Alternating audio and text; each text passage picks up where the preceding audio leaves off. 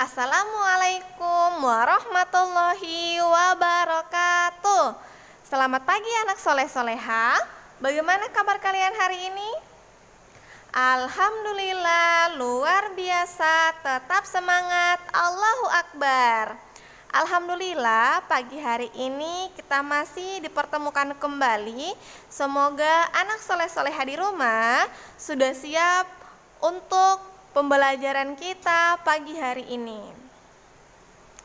Jadi anak soleh-soleha sudah siapkan untuk belajar pagi hari ini?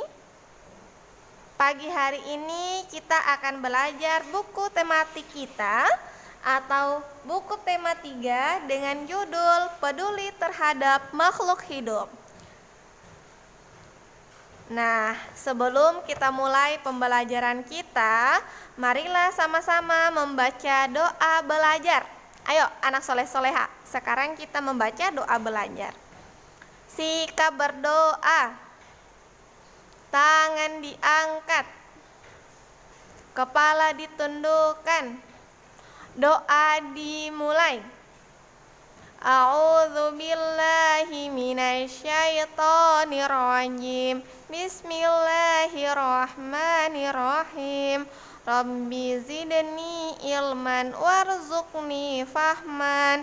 Ya Allah, limpahkanlah kepadaku ilmu dan pemahaman yang baik. Amin. Baik anak soleh-soleha, karena kita sudah membaca doa belajar pagi hari ini, sekarang kita masuk di pembelajaran kita. Pembelajaran kita pagi hari ini, seperti Ustazah sudah sebutkan tadi, yaitu tema 3, peduli terhadap makhluk hidup.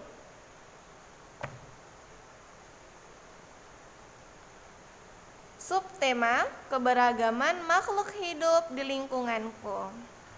Pembelajaran atau muatan IPS. Adapun judul pembelajaran kita di IPS pagi hari ini yaitu pemanfaatan sumber daya alam hayati. Jadi anak soleh-soleha, di pembelajaran muatan IPS pagi hari ini kita akan belajar tentang pemanfaatan sumber daya alam hayati.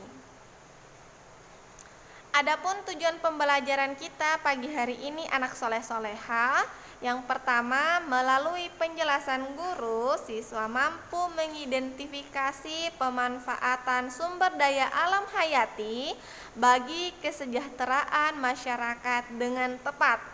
Yang kedua, melalui pemberian tugas, siswa mampu menyajikan informasi hasil identifikasi pemanfaatan sumber daya alam hayati bagi kesejahteraan masyarakat dengan sistematis. Jadi, anak soleh-soleha, tujuan pembelajaran kita pagi hari ini ada 2. Anak soleh-soleha, ada beberapa hewan langka di Indonesia. Salah satunya yaitu cendrawasih. Kita harus turut menjaga kelestariannya agar hewan langka agar tidak punah.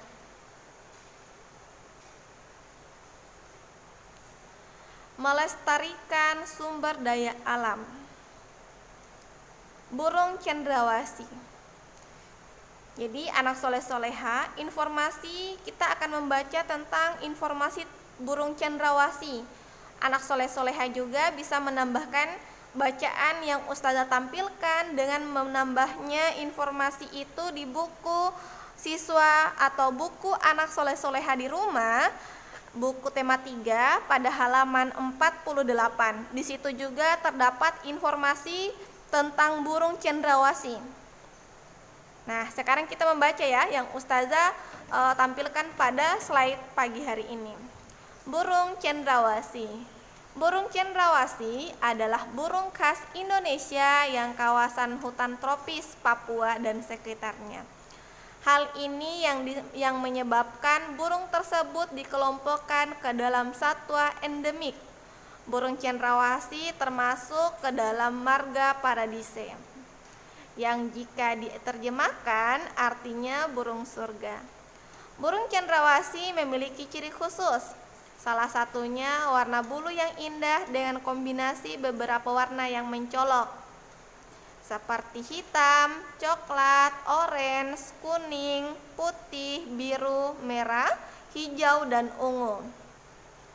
Warna tersebut membuat burung cendrawasih terlihat lebih indah dibandingkan burung yang lain.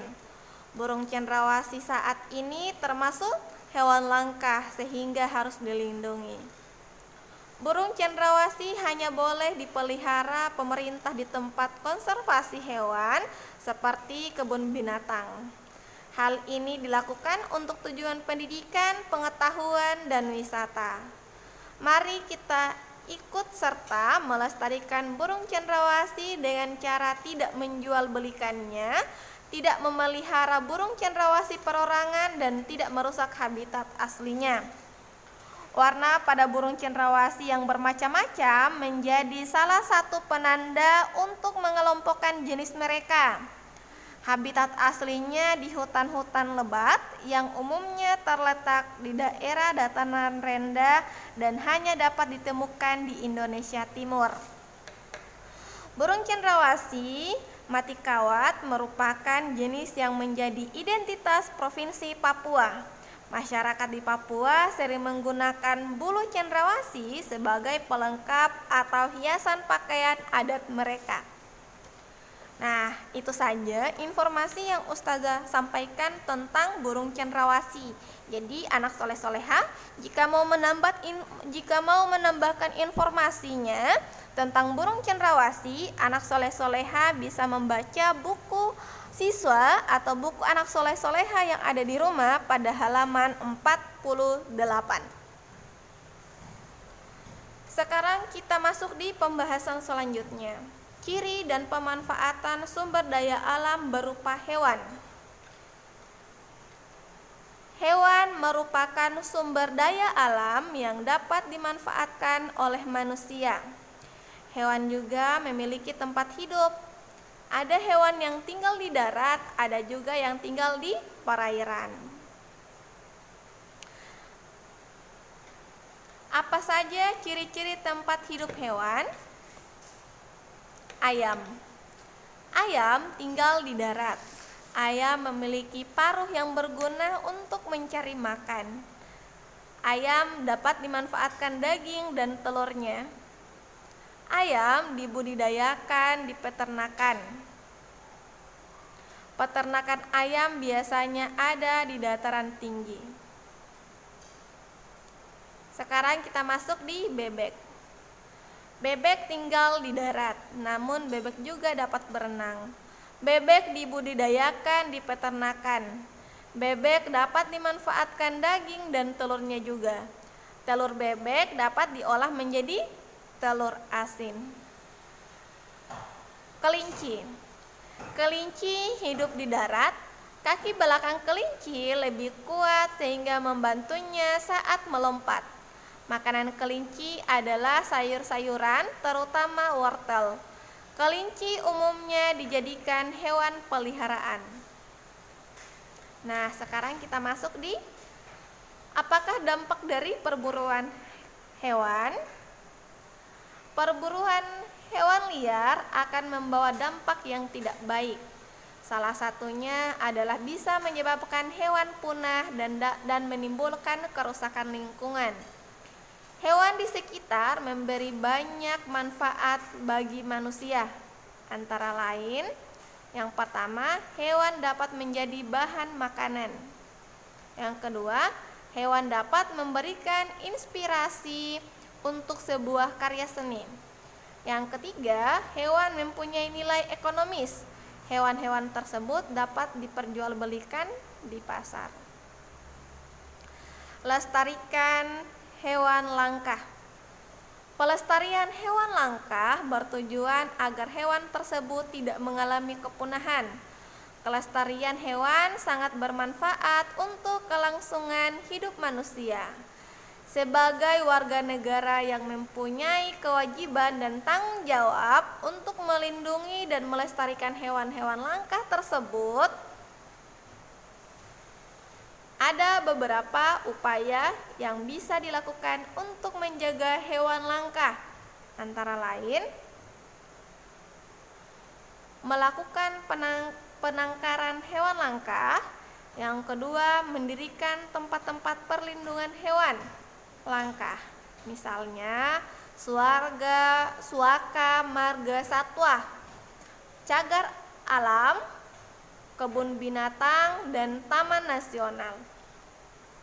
Dengan melindungi hewan langka, kita dapat menjaga keseimbangan ekosistem agar kehidupan di muka bumi tetap berjalan dengan baik, melestarikan keanekaragaman hayati yang bermanfaat bagi ilmu pengetahuan dan masyarakat. Nah, anak soleh-soleha, oleh karena itu kita harus melindungi hewan, terutama hewan-hewan langka. Mari melestarikan hewan-hewan langka yang terancam punah merupakan kewajiban kita bersama. Anak soleh-soleha, sekarang kita masuk di pemberian tugas. Tugas anak soleh-soleha di rumah pagi hari ini adalah: yang pertama, apa akibatnya jika burung cendrawasih punah? Yang kedua, apa saranmu agar kelestarian burung cendrawasih tetap terjaga? Jadi anak soleh-soleha, tugasnya ada 2 nomor, dan tugas ini ada pada halaman 50 di buku Ananda yang ada di rumah. Jadi anak soleh-soleha bisa melihatnya di rumah, di buku tematiknya pada halaman 50. Baik, anak soleh-soleha, itulah yang dapat Ustazah jelaskan pada pagi hari ini. Semoga anak soleh-soleha di rumah tetap menjaga kesehatannya, tetap semangat, dan semoga dapat memahami apa yang Ustazah jelaskan pagi hari ini. Anak soleh-soleha, Ustazah tutup dengan ucapan wabillahi taufiq wal hidayah. Wassalamualaikum warahmatullahi wabarakatuh.